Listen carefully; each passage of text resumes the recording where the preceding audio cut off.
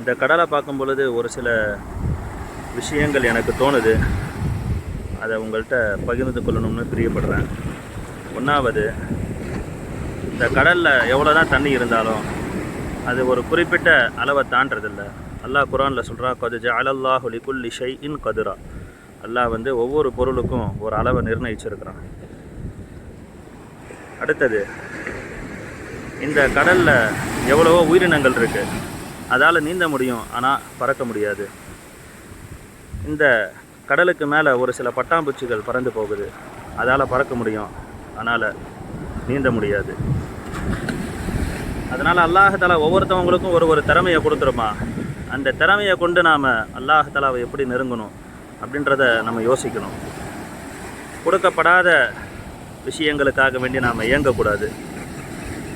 இந்த அலைகளை பார்க்கும் பொழுது அது ஓய்கிறதில்லை. அதே மாதிரி நம்மளுடைய முயற்சிகளையும் கைவிட்டக்கூடாது. முயற்சி செய்து கொண்டே இருக்கணும்.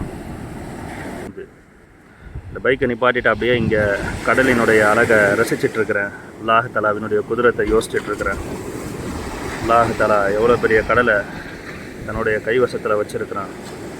இந்த கடல் அல்லாஹ் தஆலாவினுடைய கட்டளைக்கு கட்டுப்பட்டு ஒவ்வொரு நாளும் இருக்குது. இந்த கடல் மாதிரி நாமளும் அல்லாஹ் தஆலாவுக்கு கட்டுப்பட்டு நடக்கணும். இங்கே எனக்கு ஒரு அற்புதம் நிகழ்ந்திருக்கு. என்னன்னு சொன்னால், இந்த இடத்துல நான் யோசிச்சுட்டே இருக்கும் பொழுது இங்கே சுற்றி ஏதாச்சும் பல மரங்கள் இருக்குதா? இல்லவே இல்லை. ஆனால் நான் அல்லாஹ்வை பற்றி சிந்திச்சுட்டே இருக்கும் பொழுது என் காலுக்கடியில் இந்த மாதுளம் கிடச்சிது. இது தற்செயலா இல்லை அல்லாஹ் தஆலாவினுடைய ஏற்பாடான்னு கேட்டால் நிச்சயமாக அல்லாஹ் தஆலாவினுடைய ஏற்பாடுன்னு நான் சொல்லுவேன். இந்த பழத்தில் ஏதோ ஒன்று இருக்குது. இந்த பழம் எனக்கு என்ன செய்தி சொல்ல வருதுன்னு இனிமேல் தான் தெரியும். சரி, அல்ஹம்துலில்லாஹ். அல்லாஹ் தஆலாவினுடைய குதிரத்தினுடைய அடையாளமாக இந்த பழங்கள் இல்லாத இடத்துல அல்லாஹ் தஆலா பழத்தை கொடுத்துருக்குறான்.